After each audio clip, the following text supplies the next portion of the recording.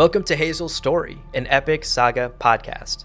We're here to dive into the panels and pages of Brian K. Vaughan and Fiona Staples' comic book masterpiece, unpacking the amazing characters, themes, and weirdness in this grand space opera. My name's Abu. And I'm Alan. And Alan, I'm going to need you to defend your stance on this being your favorite volume of Saga, because I am heartbroken. Okay, so yes, I said before that Volume 4 was my favorite volume, and I have to admit, I was going through these chapters for this episode. And I had kind of blocked out that chapter 22 has basically one of the most intense moments of the whole series, involving something as innocuous as just like a bag of groceries. I know. It's so heavy. But, before we get ahead of ourselves, let's knock out some quick housekeeping and respond to a really great listener message that we got. So first and foremost, a reminder that this episode is spoiler-free, as long as you have read up through chapter 24, which we'll be talking about today. If you have not read the rest of Saga, we will not be discussing anything beyond chapter 24, so no need to worry about spoilers. Also, we love to hear from you, our listeners. So if you have any thoughts, perhaps, or feels about what happens in these chapters, hit us up at hazelstory@loreparty.com. There's 2 S's in a row there with any thoughts on anything at all, or ideas for future episodes if you've got them. We got some great listener emails recently, and we wanted to share and respond to one specifically from a listener named Bailey from Seattle, who wrote, "My name is Bailey. I'm a huge fan of Saga and a huge fan of your podcast. I love hearing how other people feel about the story and getting to see what other people noticed that I missed. I think you two are incredibly insightful when it comes to this story. Aww. I look forward to the podcast about as much as I look forward to the comics, to be honest." Whoa, high praise. Stop. She goes on, "I started reading Saga a few years ago when I was living with a friend whose dad owned a comic book store. He would give us copies of stuff that he thought was the best, and Saga made the list. I have been hooked ever since and pick up the issues every month as they arrive and immediately push them onto everyone I know." Oh my God. Bailey. Wow. So first off, thank you for remembering the double S in our email, Bailey. It's hazelstory@loreparty.com. You got it. We got the email. Also, there was more to that email that talked about who Bailey's favorite character is and why, but that's technically a spoiler because that character hasn't shown up yet, so we'll have to get to that later. Yeah, for sure. What a cute email. And honestly, I think the true hero in this story is her friend's dad, who first handed her Saga and told her to read it, because that has now led her here on this journey. I don't remember. Do you remember why you read Saga in the first place? I don't remember if someone recommended it or if I just came across it at the library. It's not a person. I was living in Beijing and I didn't have any friends at the time because I had just moved there. And so I got back into reading comics. And just as I was doing that, the only story in the comic book world was that Brian K. Vaughan and Fiona Staples were doing this epic saga and that it was coming out. So, because when this dropped, it was not like something where people were like, oh, I wonder if it'll be good. The amount of anticipation for Saga #1 was like off the chains and off the chart. Wow. I did not know that. That's so interesting to know. Well, it was superstars, right? It was sort of like a super group where it was like Brian K. Vaughan, who was so famous for having done Why the Last Man and Ex Machina. And then Fiona Staples was like this up and coming artist. And it was like this perfect pairing. And they also did a really smart thing where they didn't say anything about really what it was going to be, other than it was going to be kind of inspired by Star Wars. And then it was going to be really, really weird. So my experience of coming to Saga was just being like, oh my God, I have to read this because of Brian K. Vaughan and Fiona. What we'd like to know, though, for the rest of our listeners, what was your Saga journey? Like, who introduced you to Brian and Fiona's Wild Epic? Yeah. How did you come to it? Let us know. Send us an email, hazelstory@loreparty.com, and we could feature your email in a future episode, just like Bailey. For sure. Thanks for writing in, Bailey. Okay, Alan, let's get into today's episode. The game plan for this deep dive is the same for the rest of our deep dives. We're going to start with a summary of the chapters from today's reading. That's chapters 22, 23, and 24. Then we'll dive into 2 key takeaways. And finally, we'll wrap up by sharing our favorite panels and our favorite quotes from today's chapters. And we'll jump into all of that right after a short break. So stick around, folks.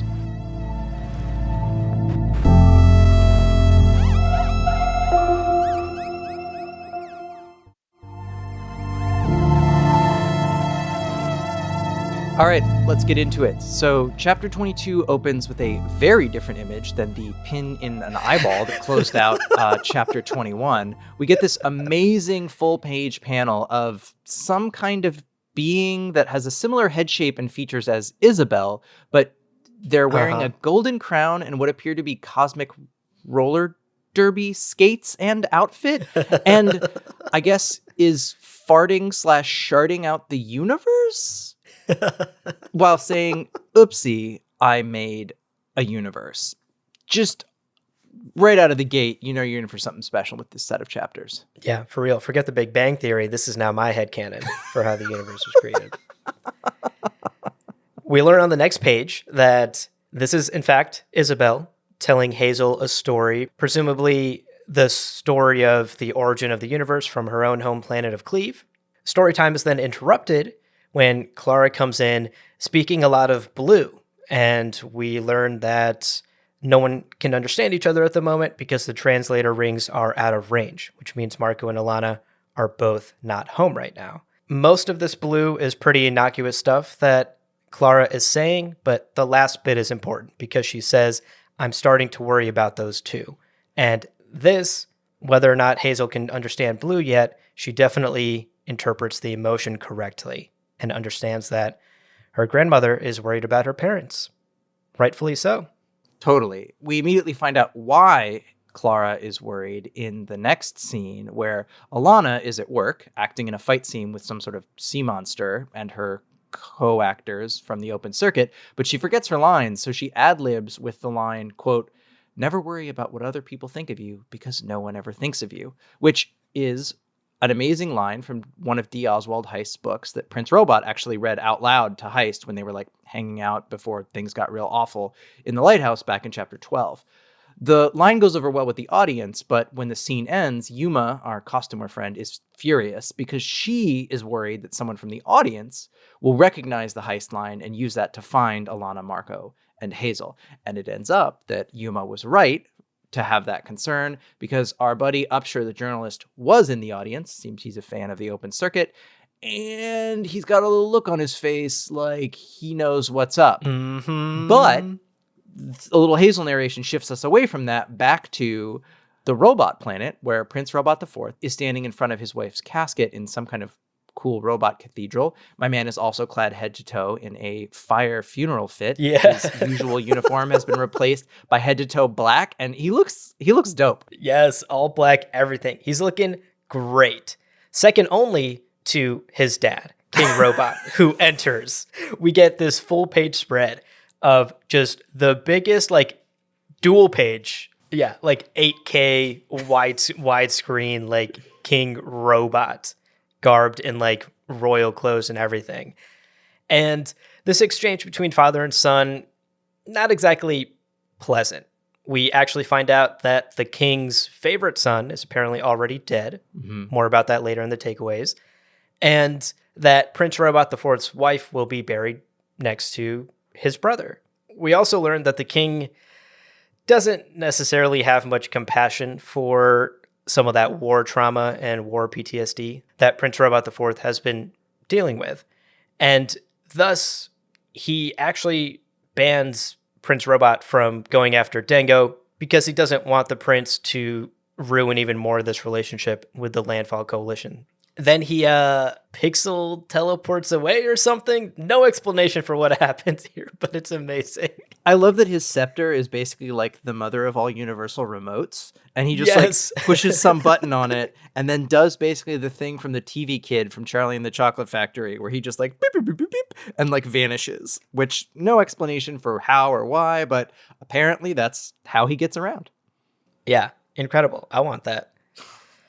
Out of nowhere, our boy Agent Gale shows up, also in all black. He's also got the funeral fit going. And he tells Prince Robot IV that Landfall actually has transponders on all Robot Kingdom ships because they don't trust even their own allies. And so he actually knows exactly where Dengo is, or at least where the stolen ship is. Mm. This scene then wraps up with Gale and Prince Robot IV standing out on a balcony overlooking the Robot Kingdom. And I loved this panel because it kind of shows us this very stark contrast between the royalty inside this castle and what kind of looks like a slum right outside their door, and them sort of standing distant from it up on this balcony. Yeah, the way that Fiona has painted maybe this like landscape in the distance looks a whole lot like what you would see on Earth in like shanty towns and slums outside of capital in, cities where there's an autocrat who has taken all the wealth and all of the people have nothing. Yeah. So excellent world building there just from one scene. I love it. So Right. then we cut back to Alana getting dropped off at home on a dope motorcycle, which I've just noticed has like blue laser wheels, but still looks like a Harley, but with laser wheels. She's getting dropped off by her co-star from the open circuit, who offers her some more fadeaway, quote, for the road. Because she's high, though, she doesn't notice that Marco has been standing there with the groceries, watching this whole exchange where she is handed and then takes fadeaway. And so then he says to her, quote, so you do drugs now? That's new. This sends them into an argument that escalates very quickly into a fight, as often happens when one partner is impaired. And Alana reveals that Marco has said Ginny, the dance teacher's name, in his sleep. So she wants to know who the fuck is Ginny, which is clearly a deflection away from him asking her more about her drug use. Marco then, for his part, deflects that by saying point blank to Alana if she's ever been high in front of Hazel. And when she sort of tacitly admits to that, Marco loses his cool and chucks the full bag of groceries right at Alana, hitting her in the chest and spilling what looks like baby formula or pink yogurt or something all over her outfit. Alana then, with tears in her eyes, yells at Marco to get away from the house. Marco immediately recognizes that he's super fucked up. Yeah. Alana is not having it, screams at him to leave, and the scene ends with a cutaway shot of Clara and Isabel having seen the whole scene from up above, and a last final panel of baby Hazel asleep in her little crib with some Hazel narration saying, I guess I'm not sure what to say about all that. Words are harder than they used to be. Yep. Gut punch after gut punch. I'm going to talk more about that exact quote later, actually, because that's what I picked for my favorite quote from today's reading. And you would think this emotional high is where the chapter ends, but nope. We cut to the broadcast studio next, where our open circuit friends are leaving for the night after a long day's work. As they get out to the parking lot, they run into our boy Dango, pointing a gun at them. And one of Alana's sort of meathead-looking castmates tries to get all manly and broy in Dango's face, and Dango shows them that he means business by literally blowing the guy's head off. In an absolutely gruesome set of panels. He then turns to the gargoyle stage manager person and repeats his request. Get me on the air. I have a message that I need to get out to the universe. And the stage manager says that they can't get them on the air right now. And Dango shoots them too. Dango then, of course, turns to the last person left standing, who is Yuma.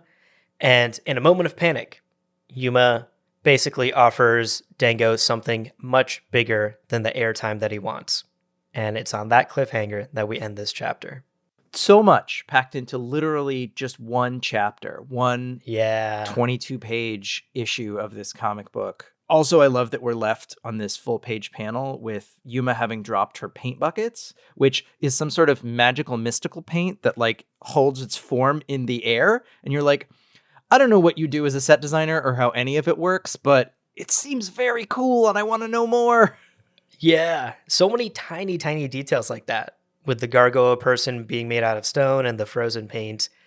Love that Fiona is just having fun with so many of these scenes. Oh yeah, things that could just be like nothing. They could just be literal background are instead more room for headcanon, more room for just interpretation. It's all so great.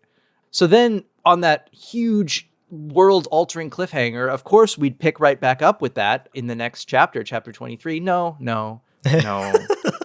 never. This is Saga, folks. Nope. So instead, we pick up with a full-page panel of Ginny standing in her doorway, long t-shirt, band t-shirt, no pants, just all bad news, Yeah. saying, we presume to Marco, why am I not surprised to see you? Marco then says some total bullshit about like, oh, I wasn't sure where else to go, which just like, I don't know, man. You had plenty of places to go. You know, even on this backwater planet, I'm sure there's inns or hotels or something. Right. Make better choices. I have a whole lot to say about this later on. For sure. There's a reason he's here, and we all know why that is.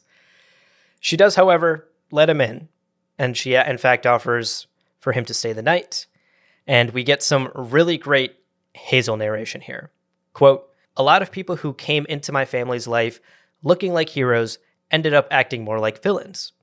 And then in the next scene, the narration continues and says, I wish I could say the opposite was also true, but that was pretty fucking rare. End quote. And this next scene is actually a shot of Prince Robot IV, who has found this crashed Landfallian ship that Dengo stole. And he's searching through this like horrific scene of all the crew being dead, and finally comes upon a dirty diaper, which is actually a good sign for him because that confirms to him that his son is still alive. And I love this, again, the mixing of the mundane with the mystical, that like there's all of this magical super technology, but like diapers are still just like presumably like little nappies. It's just like, right. Like you have laser wheels, but you're still having babies like sit in their own shit. But all right, fine. Yep. Fine. Great. There's a nice scene change cut from Prince Robot's screen face with a sunrise because he knows that his kid is alive to Dengo's screen face with a question mark on it. And we're back in the scene with Yuma, who has explained to Dengo the whole story about Alana and Marco and Hazel. And he doesn't believe it. He thinks that this story is whack. It's interesting. He can't get through the propaganda he's been fed that somebody from Reeth would possibly willingly procreate with somebody who is one of the oppressors, right? He's like, no, there's no way that somebody from Reeth would like lay down with someone from Landfall because they hate them all so much, which again points to why this union is so powerful in the world of this storytelling. Whether he believes the story or not, he does ask Yuma why he should even care. And Yuma breaks it down that, oh, this is the reason why this is so important, because you, as your sad sack rebel, like getting on TV and being like, oh, the poor people of, Robot Planet are oppressed, that nobody's going to care about that, which sadly is probably true. Yeah. And what people will care about, though, is something with sex in the message, because a kid means sex. And if there's proof that somebody from Landfall, in fact, did have sex with somebody from Reeth, people would definitely care about that. And the proof of the story is hanging out in a rocket ship treehouse just outside of town. He clearly does not think that she can help him and just doesn't actually seem to care about anybody and just wants to murder. So he shoots her with his blaster, but does decide it's worth it to check out the story. So he heads on out to the outskirts of town to try and find them. And speaking of the outskirts of town, at the rocket ship tree, Isabel comes out to see if Alana is okay. We're at the scene immediately after her and Marco's fight. And they actually clash a little bit. They have a difference of opinion on what just took place here. Alana explains to Isabel that she's triggered because her dad used to hit her mom. And what Marco just did to her, she considers to be assault. Isabel also points out that Alana has a bit of a drug thing going on that she's not acknowledging, but Alana deflects once again and says that Isabel doesn't get it. Alana was a soldier. She has seen some shit in this war. She has nightmares all the time about it. And in one of the most impactful moments personally for me, Isabel turns that right back around and claps back, pointing out that she's a ghost with half a body because she died in that very same war that Alana is talking about. And this seems to rock some sense back into Alana and kind of ground her. We also learn in this scene about Isabel's ex-girlfriend and how she still dreams about her ex. It's a tough scene. We're going to talk a bit more about it in the takeaways later today. Pretty powerful stuff. When she claps back, she just says like, are you seriously trying to educate me about the costs of war? You realize I'm fucking dead, correct? Yeah. Which is just such teen sass. And also a thing that we never really acknowledge about Isabel is that she's this like, sassy, like fast talking jokester. She was killed by a landmine, which is one of the most awful ways for a person to be killed. Her whole bottom half was blown off. And we learned that there's even more tragedy tied up in it than we thought, because she was like a young teen in love for the first time. And all of that was ripped away from her. So once again, everybody has their trauma and they're all carrying it around all the time, even if other characters aren't aware of it. For real. So we then cut away from that, although not before Alana makes sure to eat the last dose and a half of fadeaway that she has. Of the Hershey's Kiss. Oh, right. The fadeaway. Right. We cut right away from Alana eating fadeaway to Marco sitting on the sofa with Ginny. And there's a series of panels that is, I don't know, like straight out of a rom-com, where it's like wide shot of them sitting on the sofa, then close up on each of their faces as they lock eyes and make what in German is called Schlafzimmeraugen, which means bedroom eyes. I still remember that from freshman German class. What? It was like one of those phrases that my German teacher taught us that was like Schlafzimmeraugen. And we're like, what does that mean? He's like, oh, it means bedroom eyes. And we were like, what the fuck are bedroom eyes? But there you go. That's what bedroom eyes are. It's when you make those like sweet, dreamy eyes. And then they almost kiss.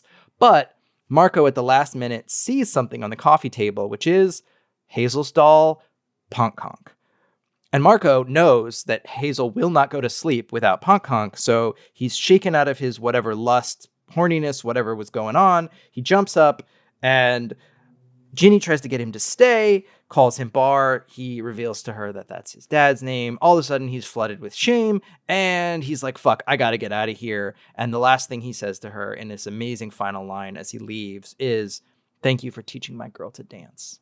Good to see Marco back. What a relief. We then immediately cut back to what happens when Hazel doesn't have Ponk Conk at bedtime, which is for her to cry very loudly and scream Ponk Conk's name over and over and over. On brand. Too real. No one else really knows what this means or what she's even saying, because it's clear to us by now that Marco has been doing a bulk of the parenting. And this is when Alana breaks down. She's overwhelmed by all of this, and she starts sobbing and says, quote, I am so messed up. I hate my job. I miss my family. I miss my husband. I want everything to go back to the way it used to. But before she can finish that thought, she gets cut off here because the intruder alarm starts going off in the ship because Dango has broken into the treehouse.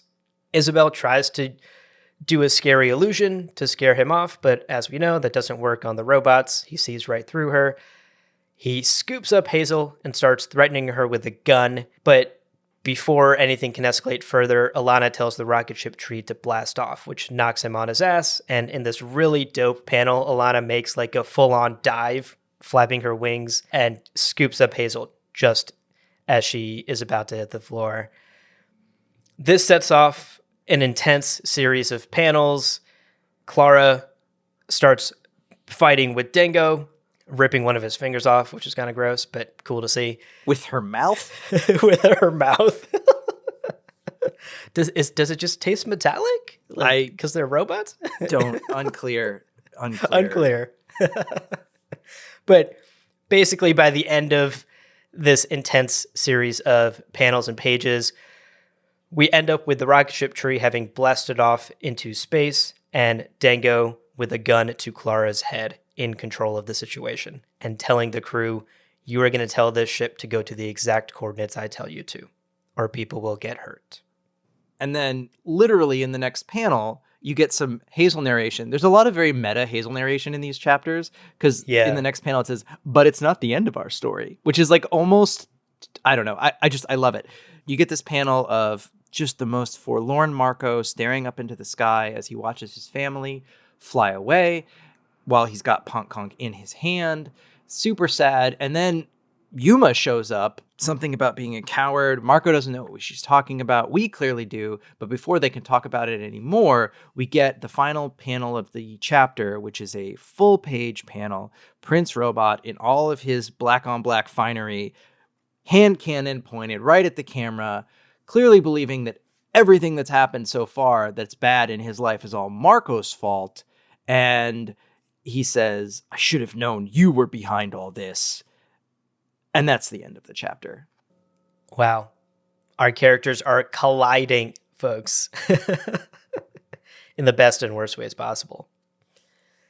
Now, chapter 24 starts off in a completely different place with one of the cutest characters in this entire series, and my personal favorite.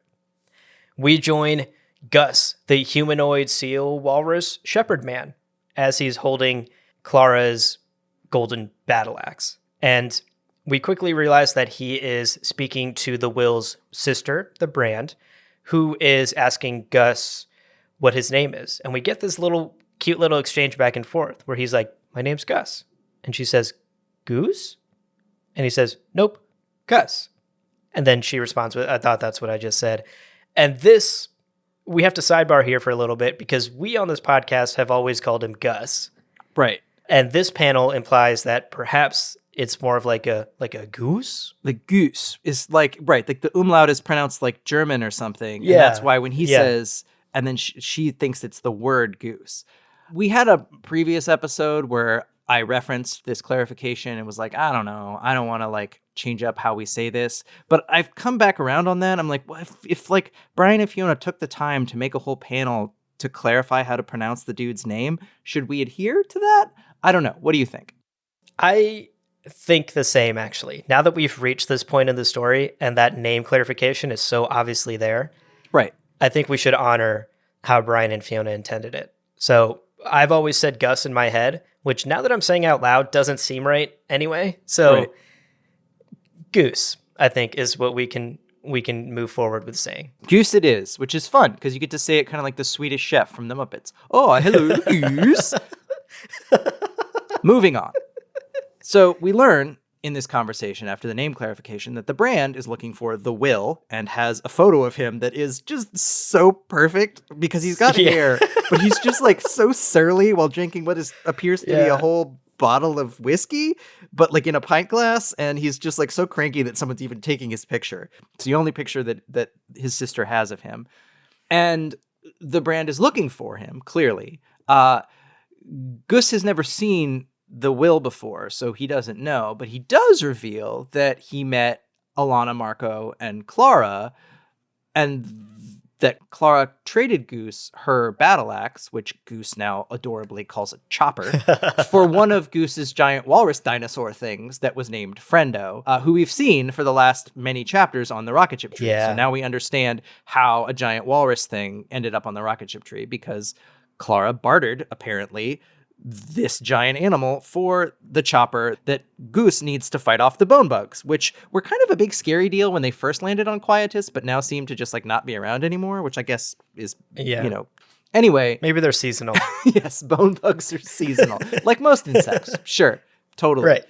The Brand asks Goose if he's ever seen the Will's ship, figuring maybe if Goose has seen the other people, maybe he's seen the Will's ship. And Goose replies by saying, oh yeah, I've seen that before, but it wasn't piloted by the Will. It was piloted by someone who Goose says is ladyfolk, tall girl with dark skin and real big horns. And who do we know like that?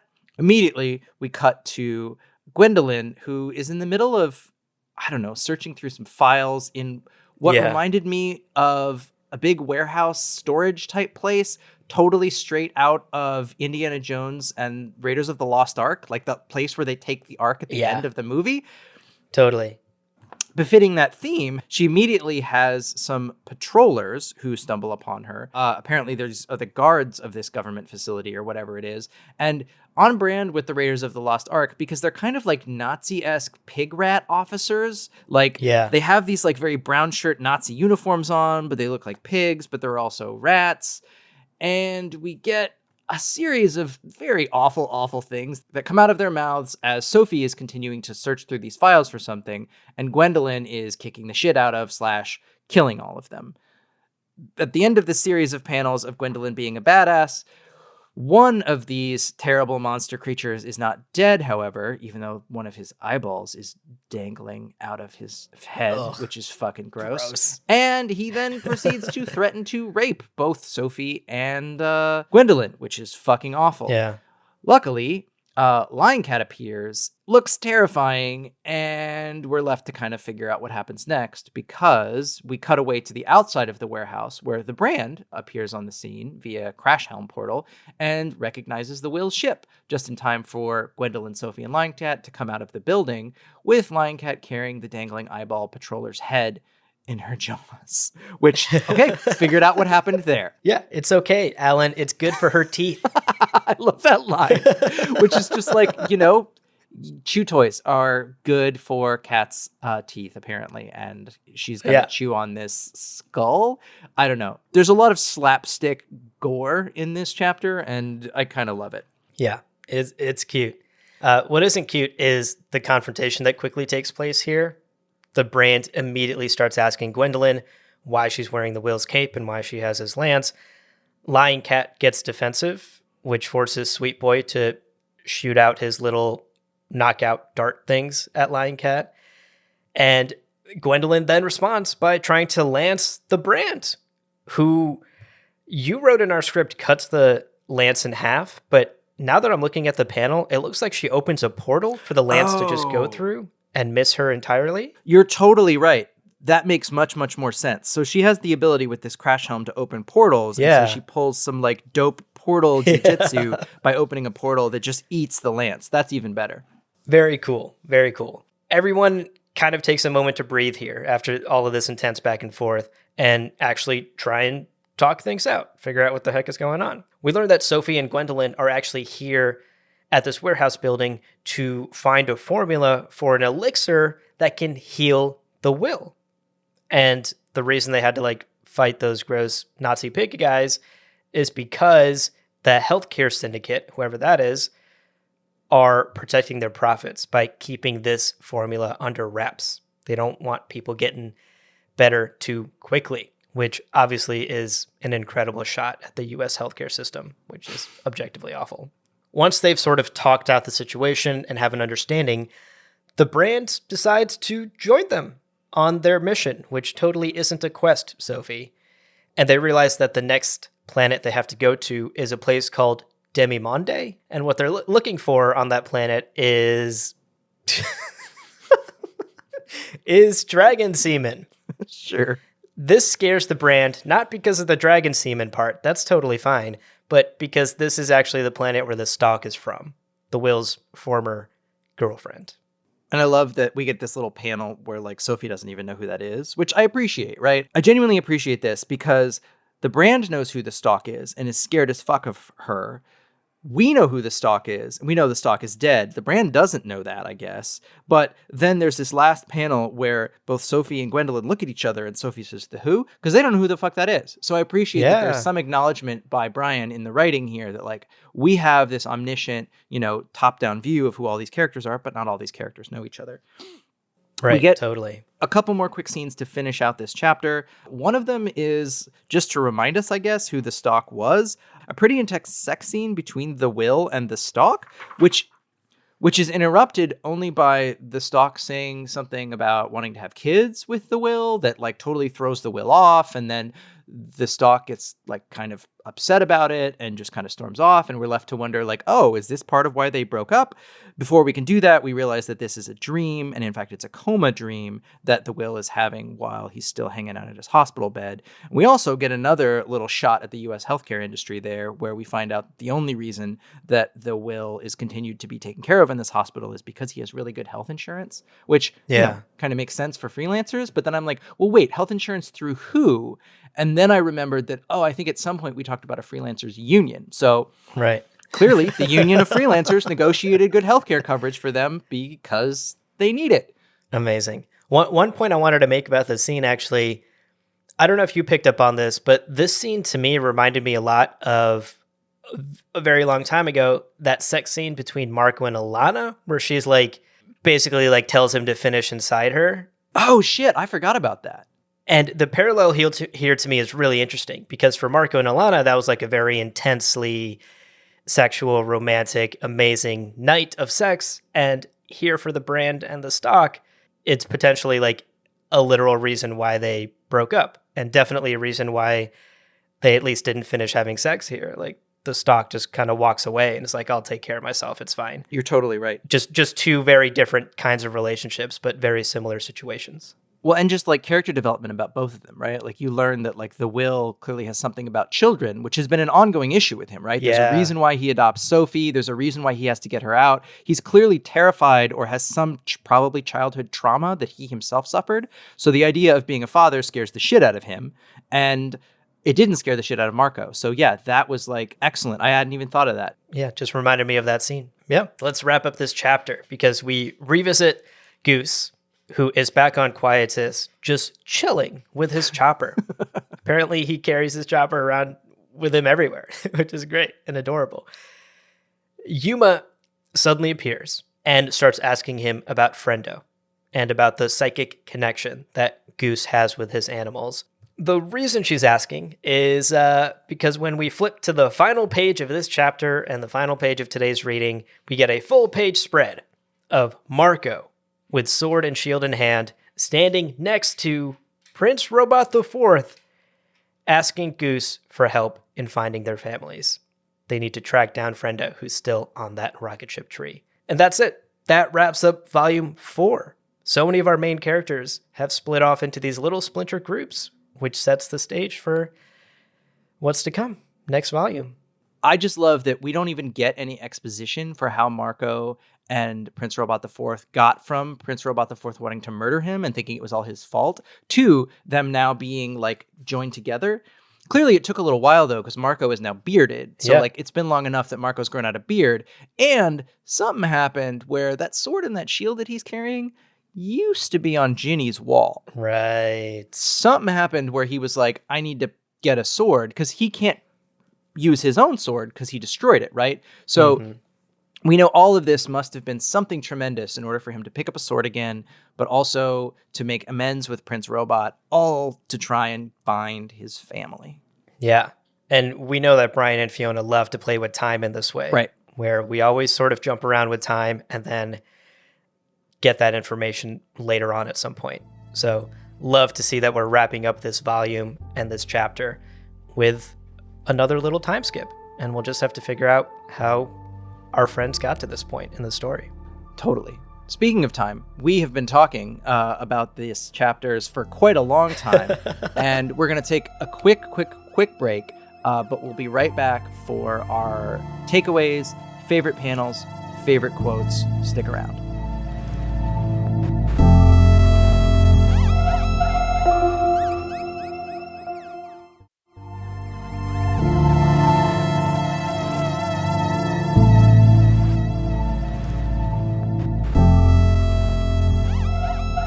All right, friendos, welcome back.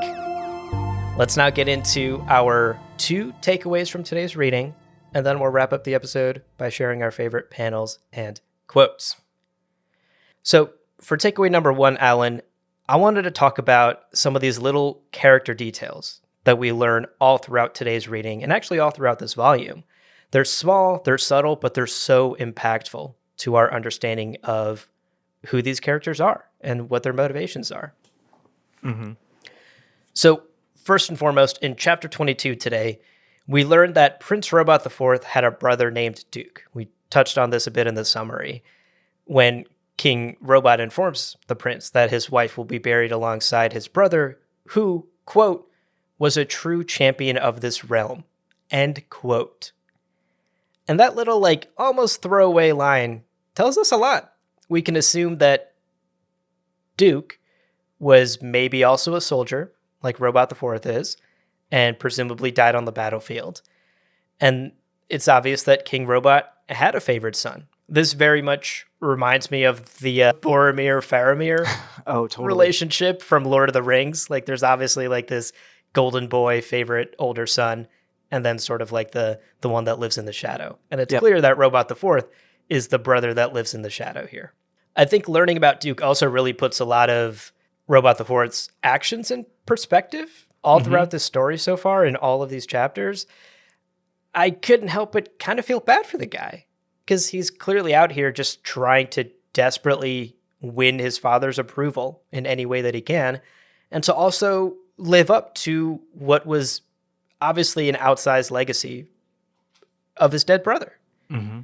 It's tough stuff. Like, this sort of like family dynamic is unhealthy in many ways, and it doesn't help that they're all royalty as well. Sure. It's the sort of thing you go to therapy for and not spend months on sextillion.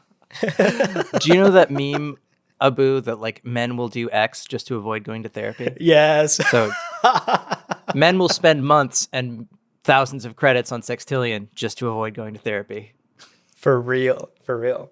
I loved getting this detail about Robot the Fourth, though. Again, it rounded out his character so much. Later, in a small throwaway line from Alana, we also learned that Marco apparently doesn't eat burgers, which raised a lot of questions for me, because I don't know if it's been established in the story at all yet that he's vegetarian, or does this just mean he's like a very picky eater and like it's like a anti-burger specific thing?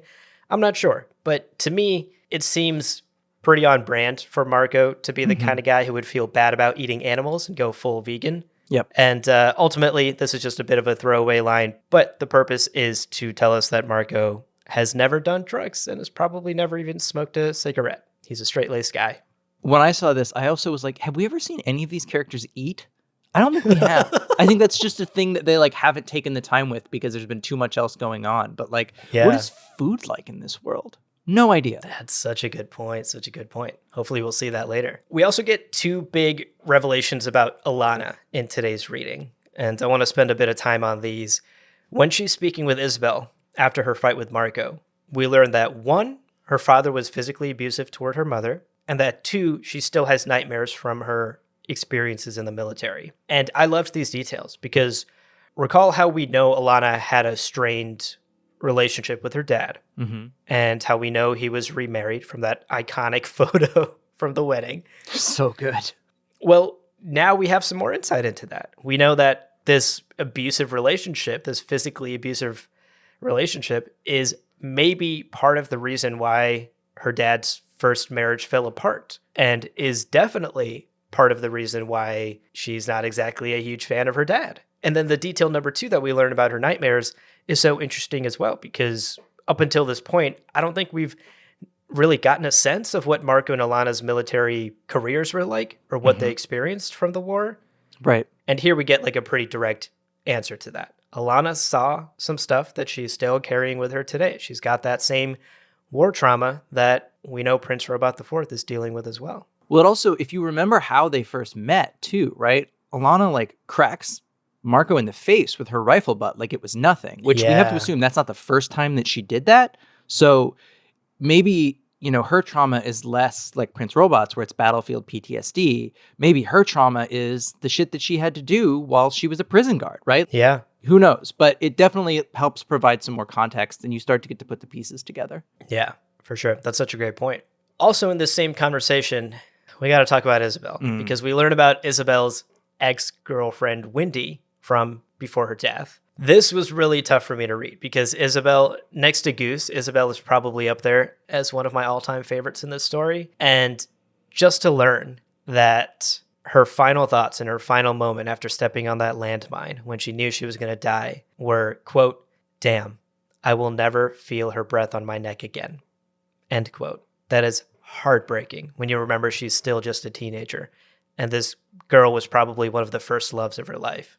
It's also a huge gut punch when, in this scene, the ghost of a dead teenager is telling adult Alana, quote, "Yeah, life is complicated, but it's also very fucking short," end quote. And she turns around and floats away.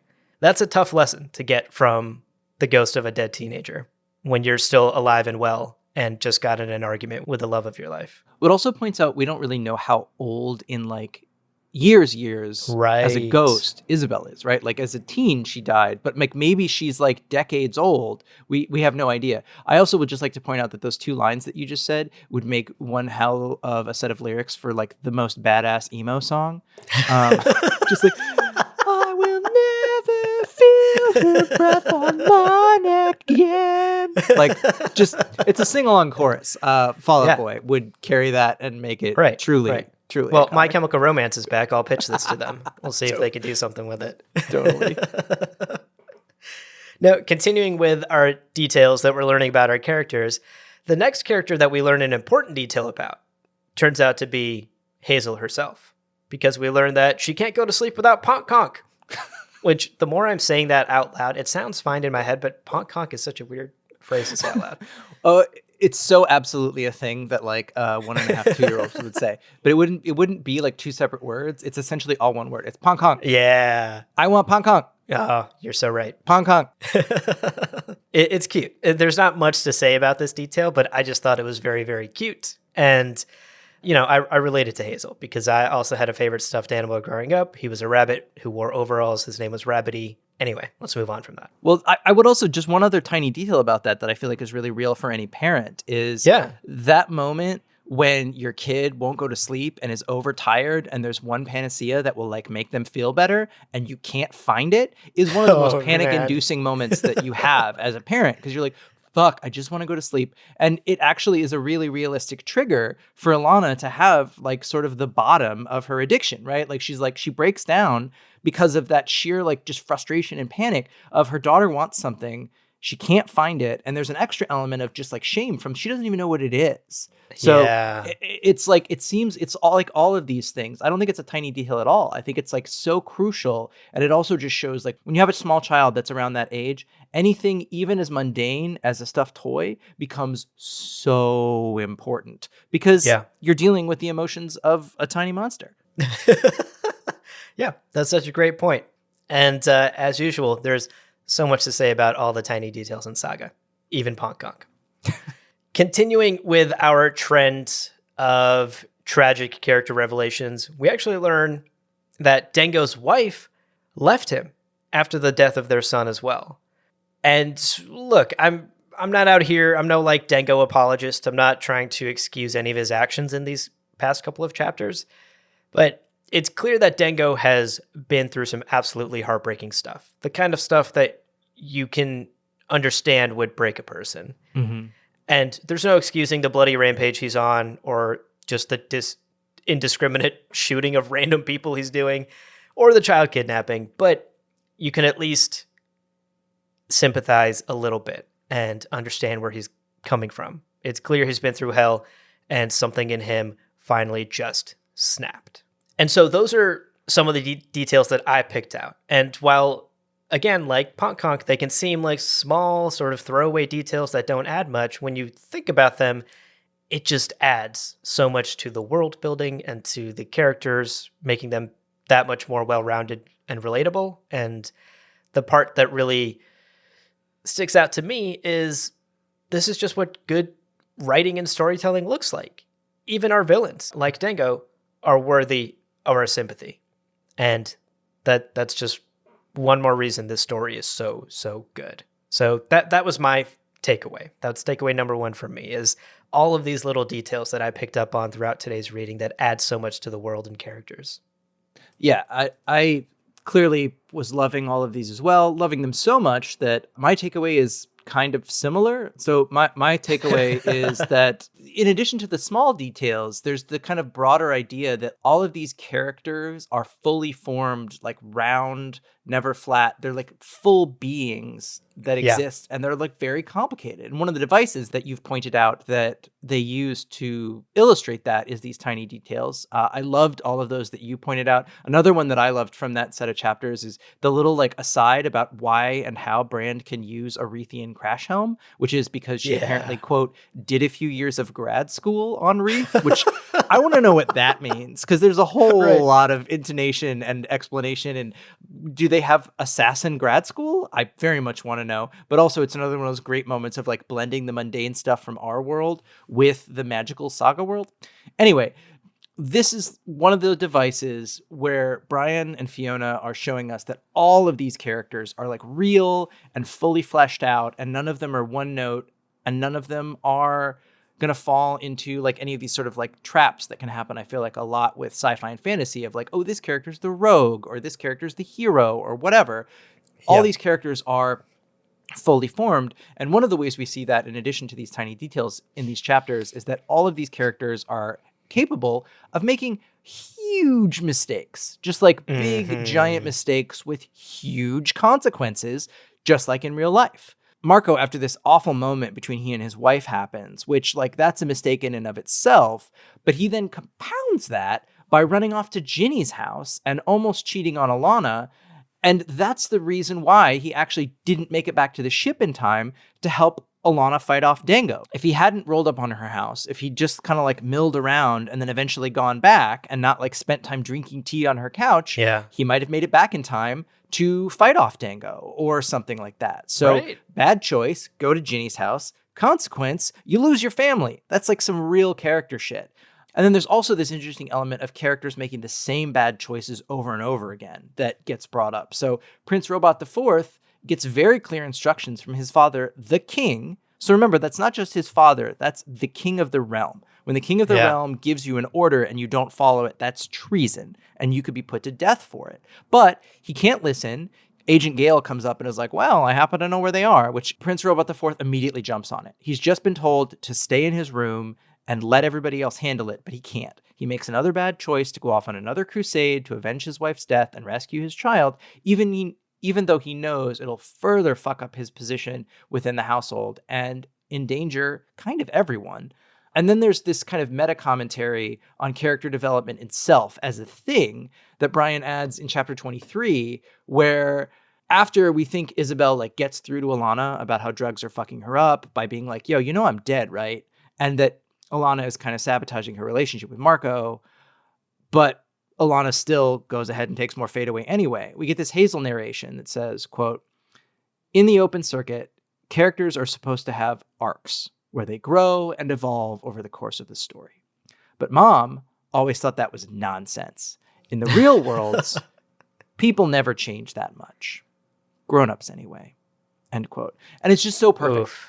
Because it is true. It's one of the things that storytellers do is they have their characters go through arcs and develop because it furthers the narrative. But a lot of times in real life, especially once people have gotten to adulthood, they're pretty set in their ways. And that thing that happens in stories where people go through like, you know, a hero's journey or something and completely change who they are, it's much less common. And I think you're seeing that in this story, the way that these characters make the same mistakes over and over again. They're not presented with some sort of like magical learning moment, and then they're a totally different person. And I just love that so much.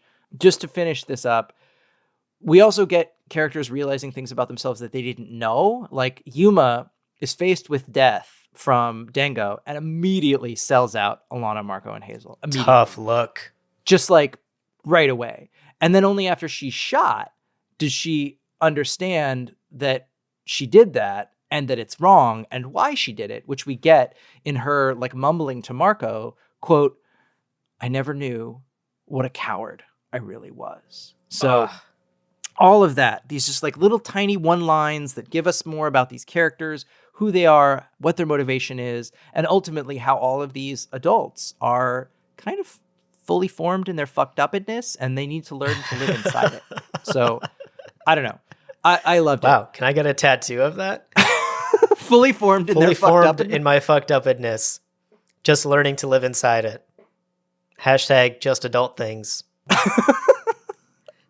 That's we talk about this a little bit here and now, but you and I both are people who have therapists and talk to them about stuff. It is a thing that I started talking to my therapist about as I get to 40, which I'm turning this year, that like there's some things about myself that are just how I am, and like changing them is not an option, but learning to operate within them is a way that is much more healthy. Anyway, this is not the Alan and Abu therapy hour. This is about a comic book. So let's turn to our favorite panels from this set of chapters. It's my turn to cheat and not pick just one panel. We should probably change this segment to not be panel, but panel or series of panels. For me, the most amazing art in this set of chapters has to be that sequence that we talked about that goes across 2 pages after Alana has the rocket ship tree start to take off. Yeah. And we get these 9 panels of just perfect action. It's like the pinnacle of how this medium can show motion and action through a series of totally static panels. They're movie storyboards, basically. So we get them in order. Mm-hmm. I'm just going to describe them because I love it so much. You get this close-up, low-angle shot of Dango with Hazel as the ship starts to rumble. Then you get the context with the exterior wide shot of the tree blasting off. Then you cut back inside to this off-angle medium shot of everybody falling. Like the panel is literally off-axis, so you get the idea that everybody's falling down. Yeah. Then we get this close-up tracking shot. So it's not really a tracking shot because it's static. But in my head, this is the one in the anime where you'd have all those. You watch more anime than I do. I don't know what the like zippy lines thing is called, where like, you know, where like a character like flies towards another character and you get like all of the fierce lines. Like you'd get that here in the anime. Then you get the medium shot of Dango reaching for his gun after he's recovered, which is immediately interrupted by this close-up of Clara's cane just like cracking into Dango's face screen. And you look over to Clara's face and she just has this fierce look of fucking rage because you're like, oh, right, Clara is the warrior and she is going to fuck this guy up. Then we get a wide shot. I always call these check-in shots that like a whole action scene is happening. You're like, wait, what is everybody else in this scene doing? So we get this check-in shot of our other three characters as Isabel, Alana, and Hazel. So we know that they're okay. And then we get back to this close-up of Dango with his hand on Clara's rage face, trying to keep her off of him. And the last shot in this sequence is this extreme close-up of super Clara rage face literally tearing Dango's finger off with her teeth. And I just like incredible. Even just describing it, I've got goosebumps, and I have to shout it to the rooftops. Where is our animated adaptation of this series? Yes. Where is it? These panels want to move. You've written storyboards for something that wants to move. I think we might just have to animate it ourselves, Abu. How are you at drawing? Terrible. But, you know, we'll work on it. Kickstarter coming soon. That's a great set of panels. Mine is a little less action heavy, but I think equally intense, because the panel that I went with for today's reading is that final full page spread of chapter 24, that last page, because apparently Prince Robot and Marco are dropping the hottest album of the year. Watch out, My Chemical Romance. Like, I cannot believe that these two dads can pull off fits like this. We already talked about how Prince Robot IV is looking mean in that all black. But Marco, he's got the beard going. He's got that slick green jacket, the black pants, the black boots, with, of course, the shining golden shield and sword that he presumably got from Ginny. Prince Robot IV, of course, in all black. He got the Luke Skywalker glow up. He mastered the Force. Now, something in all seriousness that we haven't talked too much about yet on this podcast is just how good Fiona is at drawing costumes and clothing. Mm-hmm. Every character, every planet, every creature that we've come across in this story so far wears garb that either speaks to their culture or their personalities. Mm-hmm. And that's no small feat to make such distinct, recognizable outfits for our characters and creatures that inhabit this world. I mean, just think how iconic something like Han Solo's jacket is, right? Mm-hmm. Like, you see that and you immediately know what that is and where it's from. I also love how there's a little detail that, like, Prince Robot only ever wears one of two outfits. He has his non-morning outfit and his morning outfit. I presume because robots don't sweat, so he doesn't have to change his clothes. That's a good point, too. The lore goes so deep, y'all.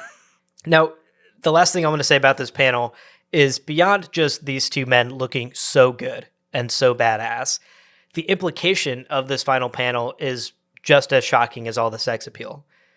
These two mortal enemies are now apparently teaming up to save their families. And that sets up such an exciting arc for the story. That sets up some exciting possibilities for Volume 5. And I can't wait to dive in. Yes. Like, you're right. I hadn't even thought about it as like an album drop, but like it does look like an album cover for like a very badass indie rock duo from like 2012. Absolutely. It's not Florence and the Machine. It's Marco and the Machine.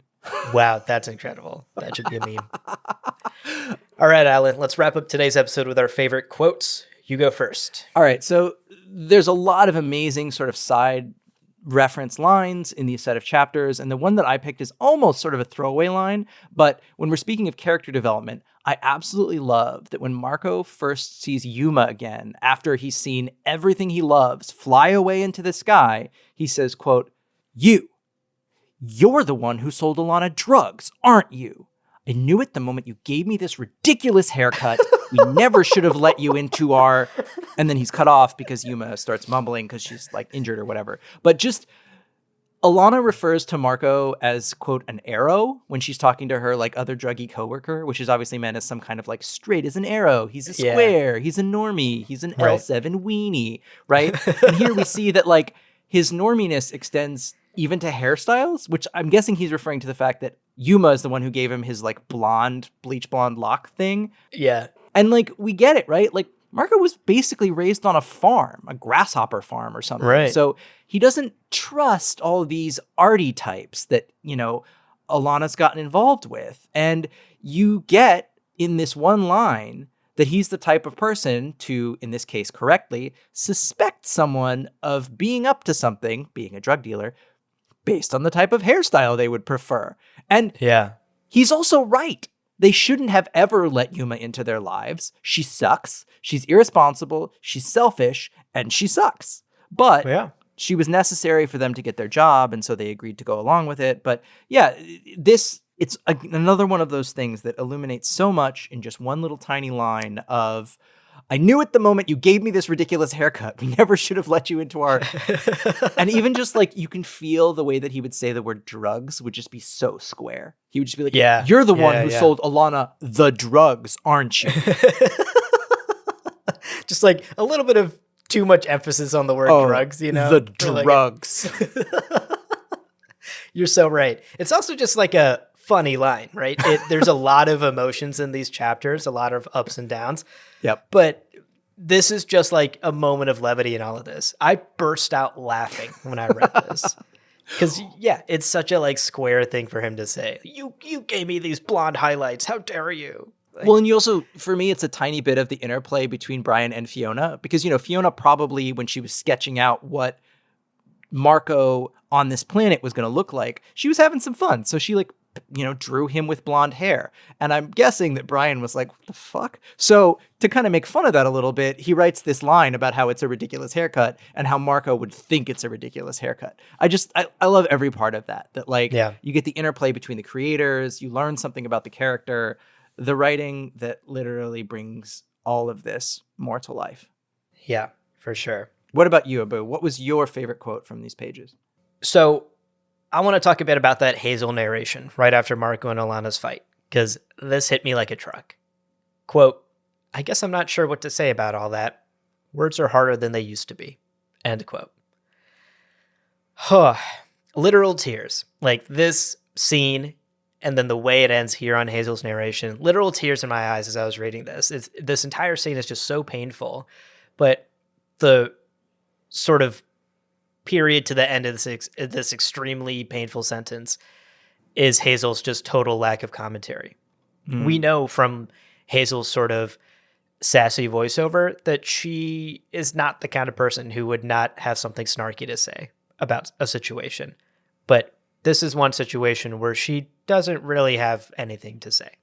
It's just the ultimate It's just the ultimate gut punch. And once again, I find myself really relating to Hazel because being a person myself who grew up in the not most functional and loving family, like, you never forget a single fight that your parents ever had, especially the fights that you witness as a young child.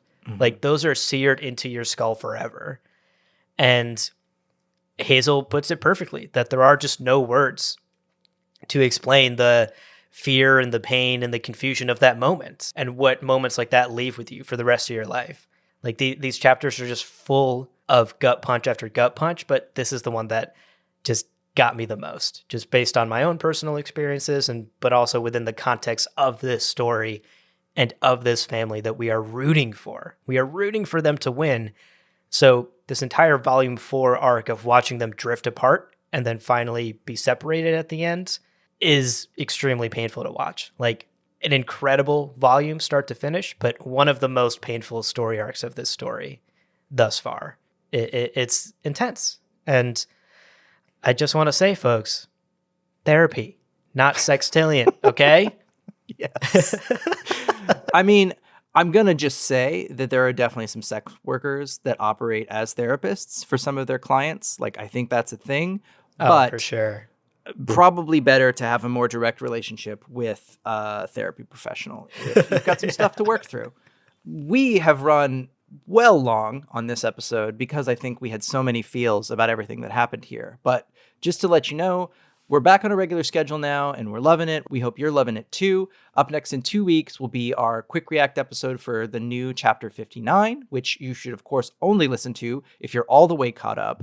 But I'm just going to throw it out there that these new chapters that are coming out monthly are so fucking good. So, oh my gosh, yeah. If perhaps you as somebody who's reading along with us for the first time were interested in like binging or reading ahead, remember, you're totally allowed to do that. Read ahead. Read through volumes 5 to 9, maybe in all one sitting.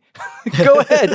Catch up. Your local library almost certainly has the volumes in paper form or in digital form through some sort of ebook reader app. I personally just experienced this with my local Brooklyn library with another comic that actually has the word Saga in the title, the Vinland Saga, which is a manga with like 400 pages per volume. And because I don't have room in my apartment for that many manga books, I've been doing it all through the Brooklyn Public Library's Libby app, and it's great. So a plug for libraries, a plug for binge reading comic books. Come on, catch up with us. You could listen to all the episodes. Yeah, for sure. And then go back and reread the chapters when we do these deep dives. Makes it that much more enjoyable. And of course, speaking of deep dives, our next deep dive episode will be next month. So make sure that you have at least read up through chapter 27 before that point. That is the first half of volume 5. We're jumping into the next arc of this story, and I'm so excited. All the pieces are in place, our families are separated, and we'll have to see what happens next.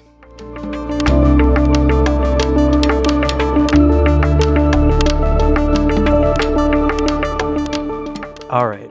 Well, friends, two minds can sometimes improve the odds of a podcast survival, but there are no guarantees. So leave us a 5-star review on Apple Podcasts and or Spotify, and be sure to check out the other shows on the Lore Party Podcast Network at loreparty.com. You can also follow our network on Twitter and Instagram at lore_party. Music on this show was composed by Lawrence Kelly, who makes all kinds of amazing music. Thank you for listening, and remember, podcasts are fragile things. But just like Alana, Marco, and Hazel, we'll all just keep on exploring and learning together. Or at least not together temporarily for now. They're separated. It's so awful.